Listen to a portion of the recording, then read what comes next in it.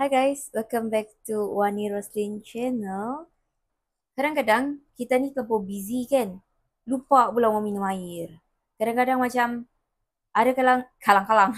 Ada kadang-kadang kita minum air mungkin 2 gelas ataupun mungkin 1 gelas je sehari tanpa disedari sebab terlalu busy kan. Okay, jadi kalau boleh kau letak reminder dekat telefon. Adakan reminder ataupun apps yang okay, drink water, okay, your time to drink water macam tu. Carilah apps dekat iPhone pun ada, dekat Android pun ada. Tapi kalau aku amalkan benda ni selalu lah. Caranya aku akan minum air 30 minit sebelum aku makan. So contohnya kalau pagi-pagi aku minum jam 6, so 6.30 aku akan makan untuk sarapan. Lepas tu suffer, orang panggil kita makan sikit kan sebelum tengah hari. Mungkin around jam 9 pagi ataupun jam 10 gitu aku minum air dulu.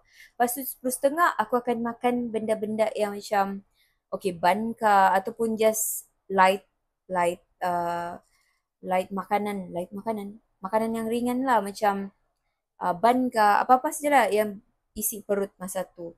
Lepas tu waktu tengah hari, okay, lunch hour, aku akan minum air jam 12. Lepas tu aku akan makan jam 12.30 macam tu. So portion aku pun sikit je. Lepas tu sambung lagi petang, jam 3 petang aku akan minum air dulu. Lepas tu 3.30 baru makan sikit. Mungkin ada makan bun ke atau apa-apa sajalah. Coklat kecil pun boleh lah, dark chocolate gitu. Lepas tu, lepas tu untuk tadi jam.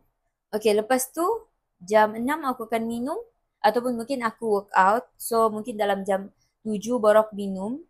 And then 7.30 baru aku makan. Macam tu.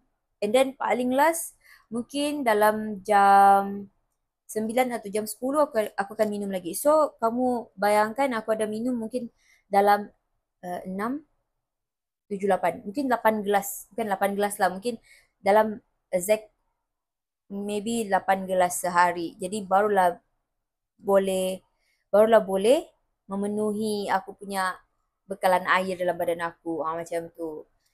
Jadi bila kita cukup air, barulah kau fokus, barulah kau boleh kerja dengan tenang, barulah kau dah cepat penat. Macam